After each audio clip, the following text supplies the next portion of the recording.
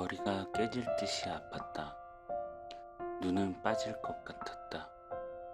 아침에 눈을 뜰 수 없을 정도로 아팠다. 증상이 시작되는 것 같다.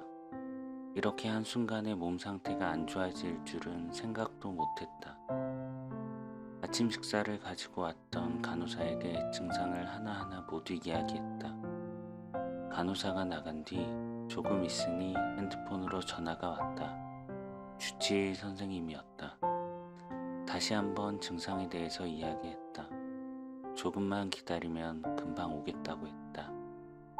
세수라도 하고 나면 괜찮아질까 싶어 침대에서 일어나는데 너무 어지러웠다. 조금 있으니 주치의 선생님이 들어오셨고 손에는 안약과 체열을 위한 주사를 들고 오셨다. 안약을 넣으면 그나마 좀 괜찮아질 거라고 했다. 아프면 또 넣으라며 안약을 넉넉하게 주셨다. 그리고 혹시나 모를 사태에 대비해서 링거를 바로 꽂을 수 있도록 주사 바늘을 꽂아두고 간다고 하셨다. 체열을 하기 위해 핏줄을 찾는데 장갑을 2장 이상 끼고 있는 손으로 찾으려니 어려움이 많아 보였다. 덕분에 주사 바늘을 몇 번을 찔렀는지 모르겠다. 왼팔, 그리고 오른팔, 마지막으로 손등까지.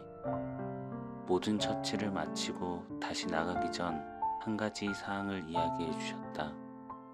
코로나 환자의 경우 급격하게 상태가 나빠지는 경우들이 종종 있다고 했다. 그래서 더욱 무서운 병이라고 말이다. 그래도 환자분의 경우 나이가 젊은 편이라 괜찮을 거라고 했다. 갑자기 아내 생각이 났다. 어제 저녁 아내에게 전화가 왔었는데 음성 판정을 받았다고 했다. 종교도 없는 내가 하나님 감사합니다를 얼마나 외쳤는지 모른다. 정말 다행이었다. 눈이 너무 아프니까 아무것도 할 수가 없었다. 다시 누워서 잠을 자려고 애를 썼다. 어느샌가 잠이 들었다가 저녁 식사 시간 간호사가 들어오는 소리에 잠이 깼다. 배는 고팠는지 저녁 식사를 한 뒤 바로 또 잠에 들었다.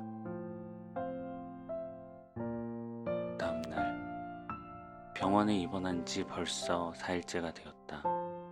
오늘도 여전히 눈은 빠질 것 같이 아프다. 그리고 너무 누워 있었는지 등이 뻐근하게 아파왔다. 움직이는데 조금 불편하긴 하지만 참을만 하다. 머리가 아픈 것은 어제보다는 조금 나아진 것 같다. 오늘은 식사를 하는데 약 종류가 늘어났다. 노란색 커다란 알약 2개가 추가되었다. 나중에 알아보니 에이즈 치료약인 칼레트라라는 약이라고 했다. 현재는 치료약이 없기 때문에 그나마 효과가 조금 있다고 알려진 약을 사용한다고 했다.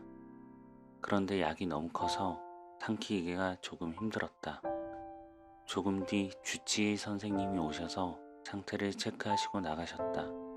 점점 더 힘들어질 수도 있다고 했다.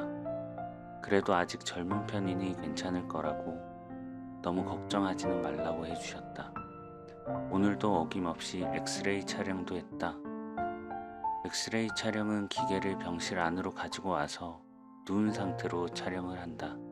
등 쪽에 플라스틱 판 하나를 대고 숨을 크게 들이마시면 촬영이 3초 안으로 끝이 난다. 엑스레이 결과를 물어봤을 때 폐 쪽에 염증이 보인다고 했다. 아직 심한 건 아니니 걱정 말라고 한다. 저녁이 되니 등이 아픈 증상은 조금 더 심해진 것 같다. 일어나고 앉을 때 더 불편한 느낌이 든다. 오늘도 빨리 잠에 들었다. 오늘까지가 총 4일 정도 되는 일기를 읽어드렸는데요. 다음 편인 5일째부터는 증상 위주로 짤막하게 바로바로 좀 넘어갈 수 있도록 말씀드릴게요. 그동안 영상 봐주셔서 감사하고요. 다음 편에서 뵙도록 하겠습니다. 감사합니다.